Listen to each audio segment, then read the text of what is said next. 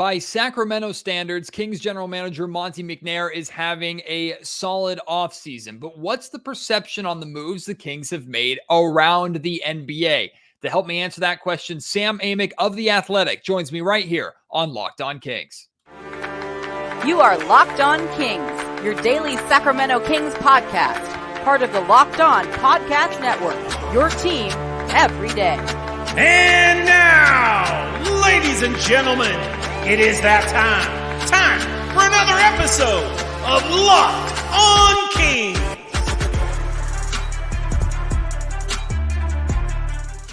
Hello and welcome into Locked On Kings, your podcast hub for Sacramento Kings coverage all off-season long. My name is Matt George. I have the privilege of being your host here. I'm a Sacramento sports reporter and producer for ABC 10 News. And anytime we can get Sam Amick on the Locked On Kings podcast, it is a good time. Sam is incredible. Of course, he started and is based here in Sacramento with the Sacramento Bee a long time ago before going to the USA Today and the amazing career that he's carved out for himself.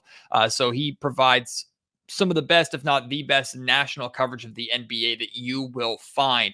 But of course, because of his ties to Sacramento and his roots in Sacramento, he also provides phenomenal Kings coverage. And once again, he's hit it out of the park this offseason. He and Anthony Slater teamed up on The Athletic to drop an article that I've referenced a lot over the last handful of episodes, which is a long, in-depth conversation with Kings GM Monte McNair. I encourage you to go and read that article. There's so much good stuff in there, from Monty's comments on the offseason, the moves that they made versus the moves that they didn't make, and them keeping eyes on other potential opportunities out there. Talk about Sasha Vezenkov, Keegan Murray. There's so much good stuff in this article that you need to go and read and experience. And Sam and I are going to reference a lot of it without talking about everything directly, to where this interview is not going to spoil the article for you and is not going to make up for you not reading the article. So do yourself a favor, read the article, listen to the interview, and please enjoy this conversation with The Athletic's Sam Amick. I was telling Sam right before I hit record, thank you to him and Anthony Slater for helping us get through this monotonous time of the offseason by dropping that great article on The Athletic. We've referenced it over the last couple of days here on Locked On Kings, but a conversation, in-depth conversation with Kings general manager Monte McNair. And Sam, one of the things I've enjoyed the most about Monty's growth, development as a general manager here in Sacramento is not just how good he's gotten and he's been the guy to now bring the Sacramento Kings back to the playoffs. It's been fun to see him get more and more comfortable speaking with the media and doing press conferences and kind of opening up a little bit more and sharing and joking and let his personality come out, to where now he's on social media putting out ask me anything except for basketball related questions to the Sacramento Kings fan base and talking about his interests elsewhere. Right. I'm curious your thoughts and just your viewpoints on Monty's development, even from his time in Houston to coming to Sacramento to now turning into this general manager who's been able to do what so many have not over almost 2 decades here in Sacramento. Yeah, no question. I mean, we always said, the GM that was going to get the Kings back to the playoffs was going to hold kind of a special place in the history for Kings fans. And I think Monty and his group have achieved that. I like your observations, Matt, on Monty, because I do think I have a little bit of a unique vantage point as far as seeing his personality and his development behind the scenes, where when he was with the Rockets, I got to know him a fair amount. One of my favorite stories I ever did at USA Today was essentially an all-access piece with Mike D'Antoni, and it was during the playoffs. And I was admittedly very flattered that Mike trusted me enough to do a piece where I sat in on coaches' meetings in the thick of the game planning. And through that experience, I got to learn about Monty's relationship with Mike, where he was essentially the liaison between the front office and the analytics staff and Mike and the coaching staff, and then vis-a-vis the players. And through that, I saw that, Monty's communication skills, Monty's relatability, the type of things that eventually would serve him well, I think, as a GM, but that at that point we're all behind the scenes. And then you fast forward to him getting the Kings GM job. And then when I would see him in these early press conferences that were, I think he would even admit, somewhat stiff and guarded on a regular basis. Like you said, he has eventually come out of his shell a little bit more, figured out, how he can share some things publicly that don't harm the team, or they're kind of objective, and find a way to paint the picture for the fans and the media, so that you understand the strategy, you understand the thinking. And to his credit, in our piece, I thought it was, I know that I'm biased here, but probably the best interview I've seen with him, where he did paint that picture in the kind of way where a lot of the reaction from Kings fans was like, wow, I'm not used to him really telling me what he was thinking, and they seem to enjoy it. And you still are getting that side of Monty that sometimes I wish he'd kind of leave out, which is the very humble side. The quote in your article talking about, hey, I didn't know Keegan Murray was going to be this good. I thought he was going to be good, but I had no idea he's going to be hitting that many threes as a rookie and breaking that record. I almost want Monty. Same thing with Mike Brown. Like, puff out your chest a little bit. Look what you've done. Look what you've accomplished. General Manager of the Year, Mike Brown, unanimous Coach of the Year for the first time ever. It's like, hey, you can brag a little bit, or heck, we in Sacramento will do it for you. Matt, real quick on that point, because I think you'll enjoy it. The part that wasn't in the article during that exchange. Now, if you go back to the draft when they took Keegan Murray over Jaden Ivey, I had done, a round of interviews where I routinely, like a lot of people, but, I routinely talked about how I did think it was a fit selection. It was not talent, being the preeminent factor. It was fit. And I, over time, certainly heard that Monty disagreed, and Monty, in his kind of delicate way, would kind of push back behind the scenes. But then when we did the interview, he went down that road. I could sense that vibe of like look at us now a little bit. And I jumped in. I literally said, like, Monty, it's okay. I'll just say it. Like, I blew it. Okay. Like I got it wrong. And we kind of laughed, and that's what led to his quote, where he still took the humble road, where he was like, no, I'm not going to toot my own horn, but he should. You're right. I mean, Keegan's been a fantastic pick, and things are going well. So one of the things that's impressed me so much about Monty is how true he stayed to who he said he was as a general manager when he first took the job. And I've referenced this a million times on the podcast to the point where the audience is probably sick of hearing it. But I mean, when we first had that introductory press conference, one of the things that stuck out to me was Monty talking about flexibility is important to him. How he wanted to maintain flexibility, wanted to always put the Kings in a position to make a move if it's the right move and if it's there, but they are going to stay patient. He has stayed true to that in basically every move that he has made over his tenure here in Sacramento, and it's made him successful at least to this point. Sam, you've talked to more general managers and interacted with more general managers than I have. Is that common to have a general manager come in and say they're going to do things and how they're going to operate and stick to that consistently with how they work? Or is that a unique thing to Monty? I think it's honestly fairly common. I don't know that, it's a wise way to go to kind of, create your vision publicly one way and then act another way privately. That being said, it's funny with Monty. I feel like, and even the way I struggled to write it a little bit with Anthony, is like, is he patient? Yes, except that we cannot gloss over the fact that, like, the move that obviously put them in this position was an incredibly calculated big time risk. You know what I mean? The Sabonis, Tyrese Halliburton trade, that was rolling the dice from a number of different vantage points, and it appears to have paid off. So it's that mixture of striking when it's worth the opportunity, and the risk calculus is there, and then being patient for the rest of the time. But patience is not something that is very common in today's NBA. So I would say that I think he's more patient than a lot of executives. If you even look at recent history, Tim Conley, ironically, in Denver, shows a great deal of patience with the Denver Nuggets core. Is the former head of the Nuggets front office. The Nuggets core that he drafted, that eventually goes on to win a championship. But a year prior to them winning the title, as you know, Matt, he goes to Minnesota to head up their front office, and patience is not part of that program. They make the trade for Rudy Gobert. They're really trying to accelerate the program in the kind of way that didn't work last season. We'll see how it looks this year, but their payroll and their bank sheet, looks like a mess. The optionality that Monty values is not there. And there's a lot of examples of that. You see in Phoenix, of course, Matt Ishbia, the new owner, is just out there kind of like a drunken sailor, just doing whatever he needs to do to win a title. And maybe it works. We'll see. But it's just big swing after big swing.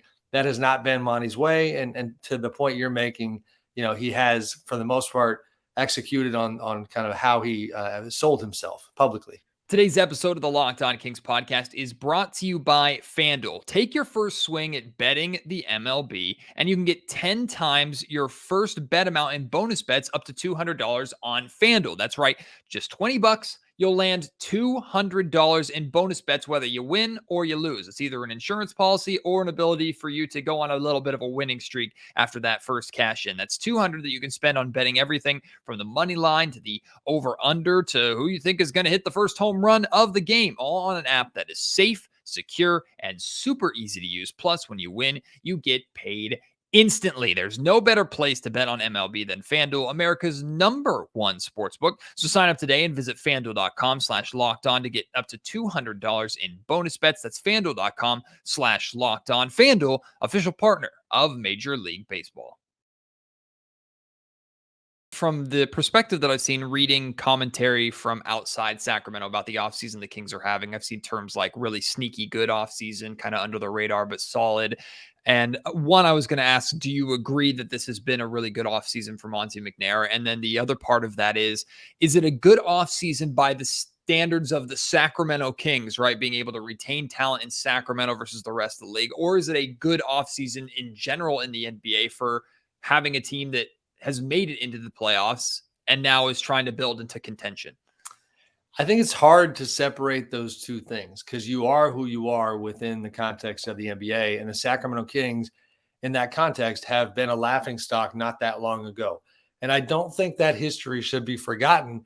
And I even told Monty, and I think the tone, the tone of the piece indicated that I'm in the camp of having no problem at all reminding the fans to not forget where you were just 5 minutes ago, so to speak. Mm-hmm. And I think that matters a great deal. And I'm a sucker for analogies, Matt, and usually they don't land. So hopefully this one does. If you go to the dance and you're not like the dude who gets all the ladies, and then somebody who's above your pay grade, so to speak, is hanging out with you and you have a good thing going, and then there's a second dance a couple weeks later, like you're trying to keep a good thing going. You know what I mean? And that's not been the history with these Kings. And you got to slow play it a little bit, and you got to be cautious. And they are paying attention to that core, believing in that core. And I love the idea that it is not sexy and really doesn't move the needle to bet on progression, bet on, evolution of the people involved. But that mentality does make a lot of sense to me. When you're talking Sabonis, everybody but Harrison Barnes, like Monty said, being in their prime. Harrison's 31.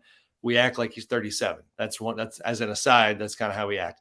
That group with Mike Brown in the second year as a coaching staff, with the Aaron Fox, making the leap he made last year, learning so much about being a leader and being a guy who can be that guy. I really do see, Keegan Murray, even down to Davion Mitchell's guys like that. Kevin Huerter, I think, going to be in a redemptive state of mind after the way his playoffs ended that were a little tough.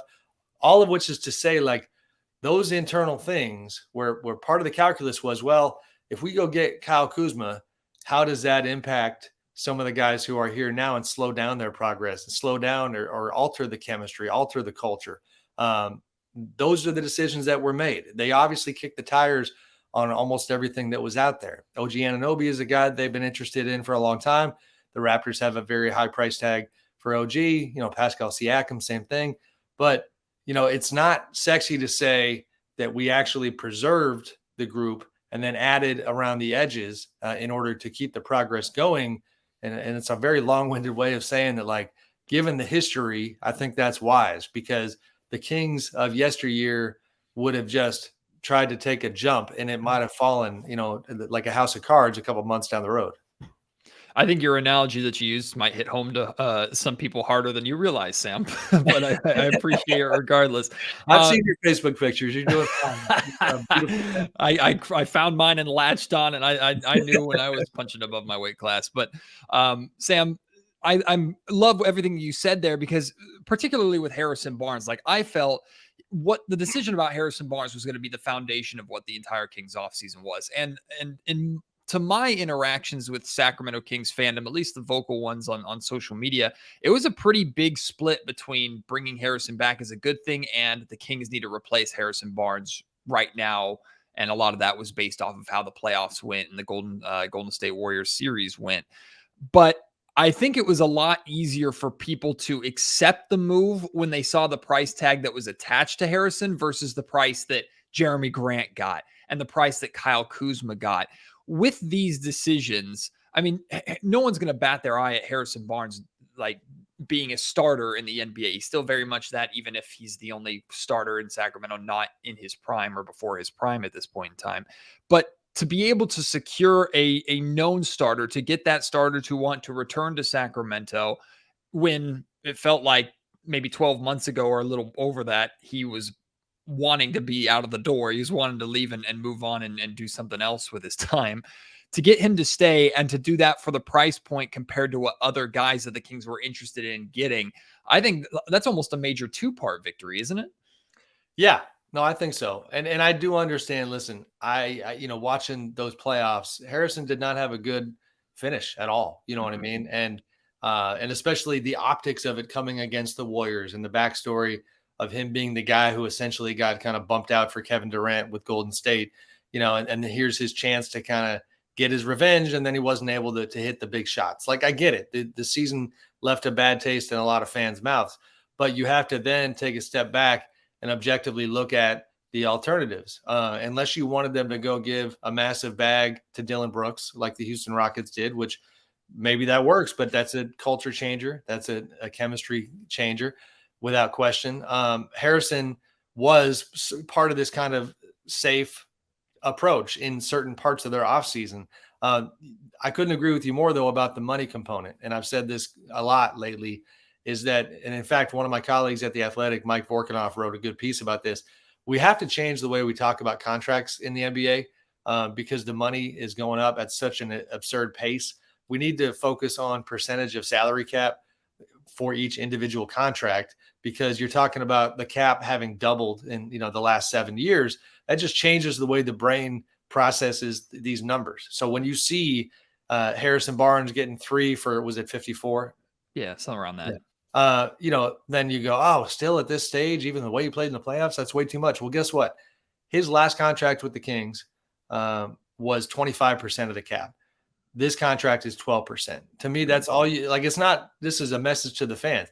It's not your money. It's all monopoly money. So you shouldn't actually care how much money is going into the player's bank account. All you should care about is how much money does your team have available based on the rules of the collective bargaining agreement, and what percentage of that available money was given to each player. Then fine. If you want to, form your opinion about that player based on that, that makes a hell of a lot more sense than just in a vacuum saying that $54 million seems like you're rewarding a guy too much when he struggled in the playoffs. That's just not the right way to look at it. Harrison is steady. Harrison is professional. Harrison is very well liked. And at times Harrison is very good. And defensively, where they struggle, he's important. is kind of the best among the worst, if that makes any sense. And we'll see, how he looks this year. But I understood the logic behind that move. I was talking some Kings fans off the ledge a little bit when we went back to the trade deadline this past season, and the Kings, the only move they made was the minor trade for Kessler Edwards. And fans were like, they saw what the Phoenix Suns were doing. They saw what other teams were doing, gearing up for a playoff push, and the Kings had not been in that position. And there was concern that the Kings wouldn't be ready to handle that kind of push. And some fans felt that it was inevitable that they would fall out of that 3rd seed contention spot. Of course, they were red hot right after the All-Star break, which none of us saw coming. Even the most optimistic of us saw that coming. And one of the things that we heard discussed and that I was discussing a little bit was the concern of potentially like hurting something a good thing that you have going, like breaking up team chemistry. And we saw kind of elements of that with the Iman Shumpert trade a handful of seasons ago, and how the team kind of fell apart a little bit after Shump was traded away. Do you think that is a big aspect or played a big part in the decision-making of Monte McNair, not just at the trade deadline, but this offseason too, knowing how much of a locker room guy Harrison Barnes is, knowing how well liked Trey Lyles was, and Trey wanted to be here to essentially run this team back, knowing he's got a group that not only he feels can grow together, but a group that enjoys playing together and has only been together for less than a calendar year. Yeah, I do. And again, I think that front office and the coaching staff, with Monty, Wes Wilcox, assistant GM, and that, that whole group, they understand the value of vets. Mike Brown in particular, I think, is the type of guy that I assume is in that room talking about how you need the vets around the youngsters. Now, you don't need to go full Golden State and try to do a 2 timeline thing. We saw how that backfired for them. But Harrison being there to talk to Keegan, like a lot of focus this summer on the time that Keegan spent with De'Aaron Fox. But Harrison's got a voice with all these guys. And Harrison, does have a championship ring and a lot of experience and a humility that comes with his personality that I think plays well in the locker room. So, yeah, I think that stuff matters. And again, we didn't talk much about, you've used the words optionality, flexibility, Matt, specifically next summer. Two guys I'll spotlight real quick, actually, that don't get talked about a lot right now is Malik Monk is going to be a free agent next summer. When I was in Vegas at Summer League talking to the Kings, there was some pretty legitimate excitement over the fact that the way they conducted their business this summer put them in a really good spot to re-sign Malik next summer. Like They really see Malik. Like, let's not forget the games he had in the playoffs, the times when the Warriors just couldn't do anything with him. That's the type of impact player that while he might be sometimes inconsistent, they want him to be part of the program for the long term. He's another guy who's just going into his prime right now. And to your point about Harrison and culture and personal human stuff, it's that Malik friendship with De'Aaron Fox. Like, how how much De'Aaron rocks with him and wants him to be part of this. So they are now well positioned to not lose Malik next summer. And then Kevin Huerter, as an aside, to me, is an interesting guy because nobody's talking about him right now. And everybody, I do think, is kind of forgotten how good he was for so much of last season. And did he have a bad series against the Warriors? He did. He just did. Couldn't hit shots. But I still look at a guy like that, and I think I have a decent sense of kind of how he sees the rest of his career going, how much confidence he has. I don't think he's looking to fade into the background here because Keegan is ascending and because, all these other things are happening. I think Kevin's going to be, trying to fight to be a big part of this too. Thank you for bringing up Malik, because I've thought that was a major benefit from the Domantas Sabonis re-signing this offseason. But speaking of that Sabonis re-signing, again, through the lens of it's the Sacramento Kings and the Sacramento Kings context, to get a player like that, an all-NBA caliber player, an all-star player, one of the best bigs in the league, to choose to renegotiate and stay with you in Sacramento instead of even testing the open market when he was in his full ability to do that next offseason and see what other offers were out there for him from other teams. How significant is that, or how much does that speak to the growth of the Kings and the change of the Kings culture and the change of maybe the Kings perception, not just in Sacramento, but around the league, to get a guy like that to willingly say, yeah, you know what, 1 year, I loved it, I've seen enough, I want to be here, let's get that deal done? I mean, it speaks to two things, not to take anything away from the Kings and what they built, but to be real about it. It's pro sports, right? So you win and people are happier. That's just all there is to it. So whether it's the Kings or Ted Lasso's team, which name I'm forgetting, Richmond. Thank you, Richmond. Greyhounds. AFC Richmond, like whoever the hell it is, you win, people want to come. And you win, people want to stay. But with Sabonis, again, I'm the guy who keeps telling Kings fans, don't forget how bad it was not that long ago. With Sabonis, I would say don't forget, and this wasn't really out there a ton, but it was a little bit, don't forget how going into last season, the conversation around Sabonis was an interesting one in terms of, all right, where's his head at? He played 15 games in the prior year after the trade. They were 5-10. He didn't play a lot of them with De'Aaron. His individual numbers were good, but it wasn't like anybody watched those 15 games with Sabonis and said, oh man, this is a match made in heaven. Like this guy is going to be a foundational player for the Kings. So you go into this season and there's a little bit of uncertainty. They have a new coach. They go from Alvin Gentry to Mike Brown. And, I had a long Q&A early in the regular season with Sabonis. At that time, things were good, but talking about how with Mike Brown, they had to get their visions aligned. Like they had some moments early on where I think Sabonis was used to playing one way. Mike envisioned him another way. Sabonis had to gain Mike's trust, all of which is to say that like there was this sense of like, man, if this doesn't go the right way, I think Sabonis might be having one foot out the door. And, and that was where I felt. And that's why the idea of them locking him up and securing that extension, I think is huge because you did it with winning and you did it with, the stuff internally where you get the visions aligned and he feels like you're maximizing his talents. He had a wonderful year.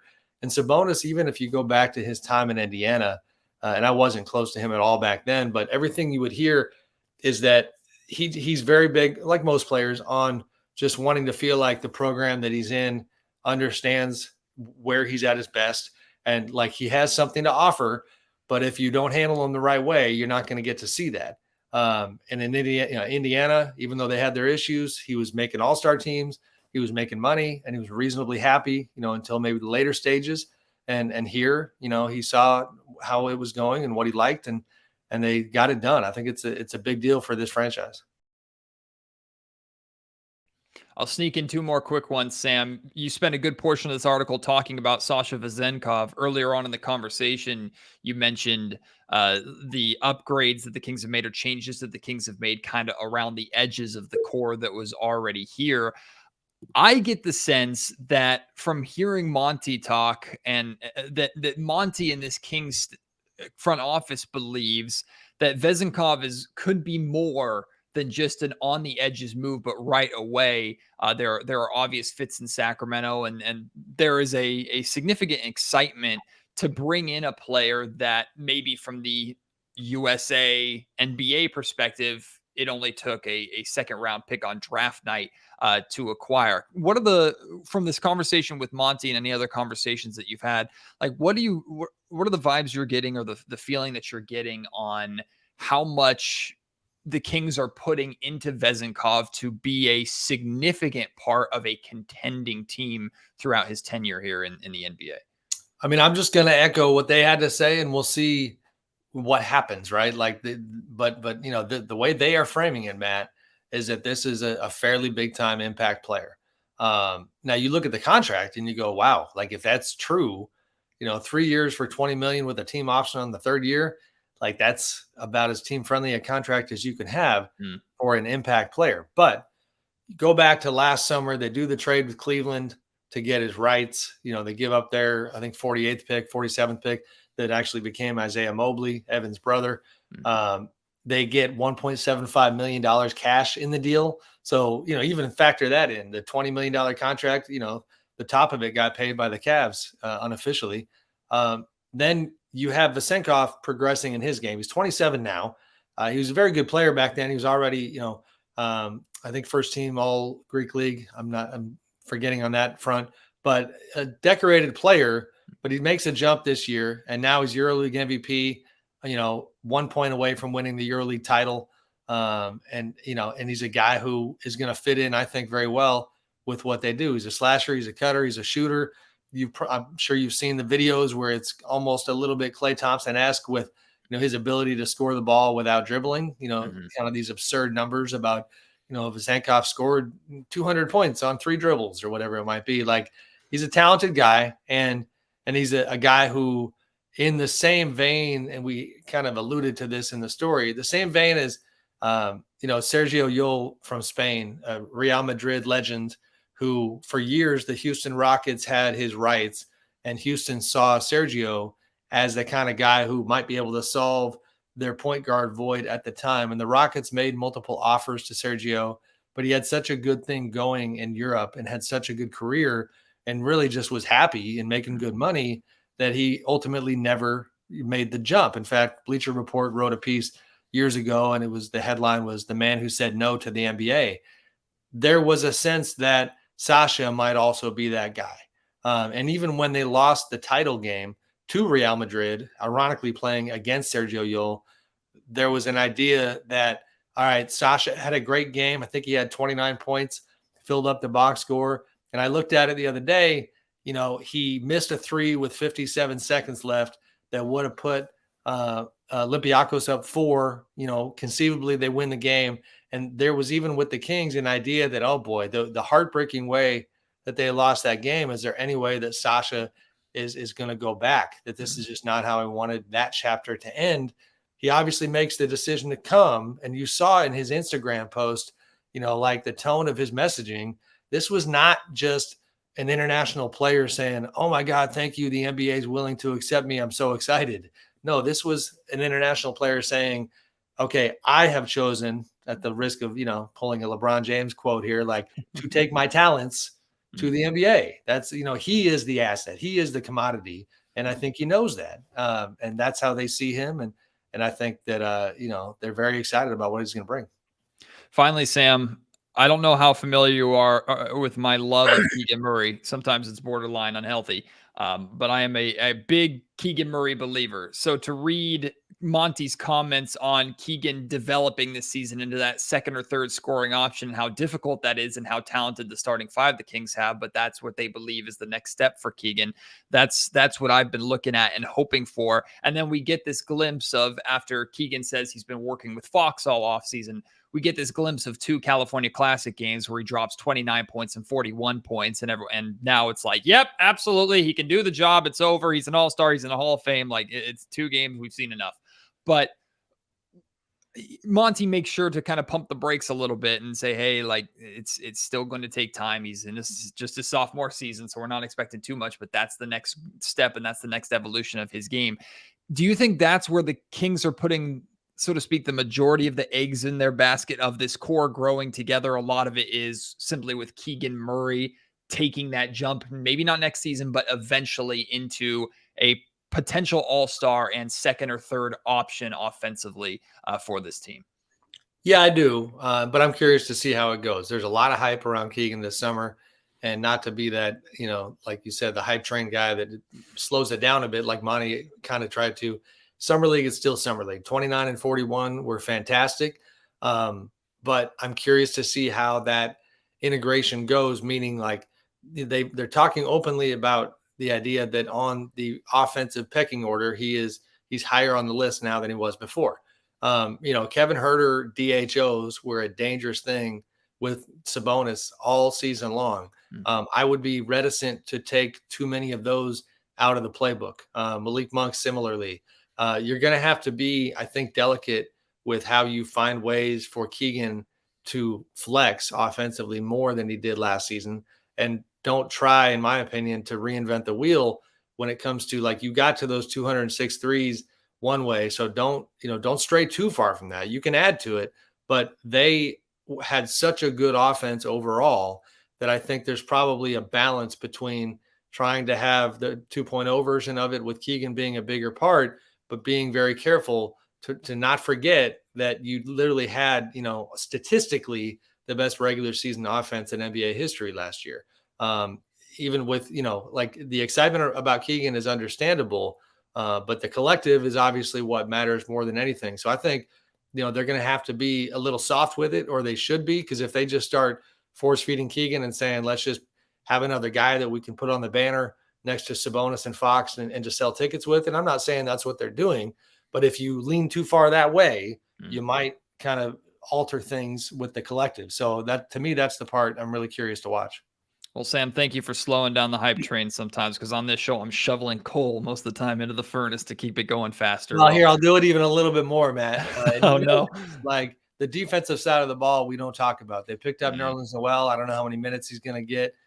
This was a bad defensive team last year. And so, when we talked off air, you kind of were asking briefly about perceptions around the NBA and the skepticism coming from other places around the NBA about this team is that they have not fixed the defensive woes. And, you've got to be a pretty explosive offense every single time out to counterbalance the defense based on what it was last year.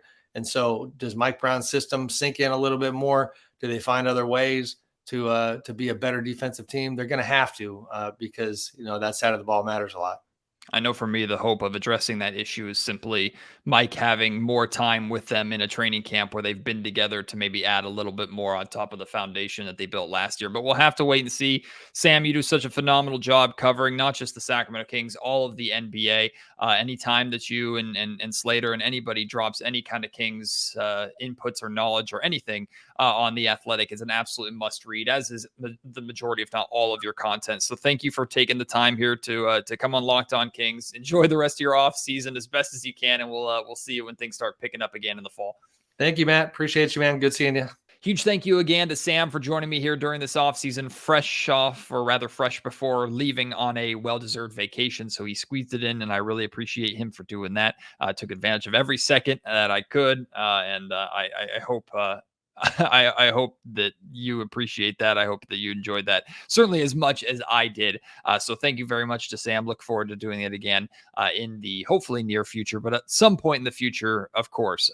He's going to be, as he always is, around Kings training camp, around the Kings throughout the entire regular season, in addition to all the great coverage that he provides just around the NBA in general.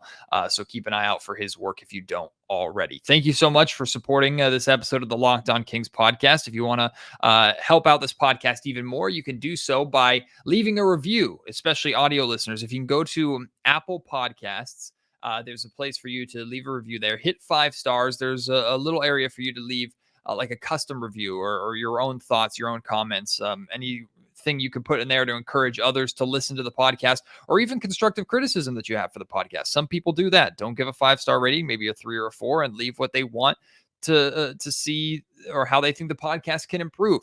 We read that. We take that into account. It's fair game. We would appreciate, of course, a 5-star rating, but whatever you think this podcast is worthy of, leave that. I really appreciate that. And of course, YouTube watchers, if you could subscribe, we're on our mission to get to 10,000 subscribers before the end of next season. We're over the 7,000 mark, which is pretty incredible. So thank you to all of you who have already subscribed. But if you can subscribe, that would be great. Turn on the notification bell to be notified every single time a podcast drops on YouTube. And then, of course, just share the podcast with your friends, fellow Kings fans, even non-Kings fans. I really would appreciate, as always. Thank you again for your support. Hope you enjoyed that conversation with Sam Amick, and I hope to see you back with me on the next episode of Locked On Kings. Until then, my name is Matt George. You have been listening to the Locked On Kings podcast, part of the Locked On Podcast Network.